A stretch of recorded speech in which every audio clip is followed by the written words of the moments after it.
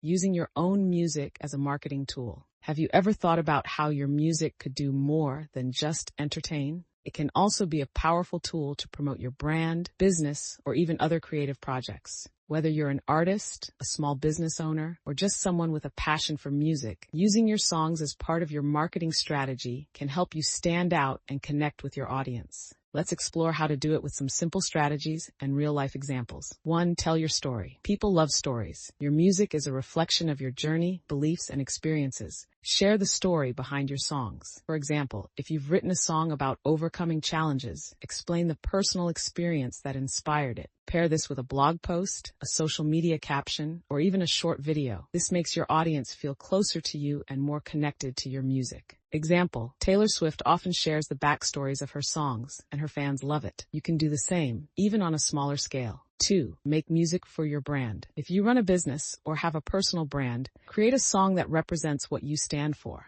This could be a catchy jingle, a theme song, or even background music for your content. Music makes your brand more memorable and gives it a unique identity. Example, think of McDonald's jingle, "I'm loving it." It's short, simple, and sticks in your mind. Your music doesn't have to be that polished. Even a homemade tune can have an impact. 3. Use music in your videos. Videos are a powerful way to market anything these days. If you're already creating videos for YouTube, Instagram, or TikTok, use your music as the soundtrack. This way, you're promoting your work while entertaining your audience. Example, a fitness coach might use their upbeat song as background music for workout tutorials, inspiring viewers to associate the song with energy and motivation. 4. Collaborate with others. Collaboration is a great way to expand your audience. Work with other creators, businesses, or influencers. Offer to let them use your music in their projects in exchange for credit. This exposes your music to new people who might not have found you otherwise. Example, if you're a singer, team up with a filmmaker who needs a soundtrack.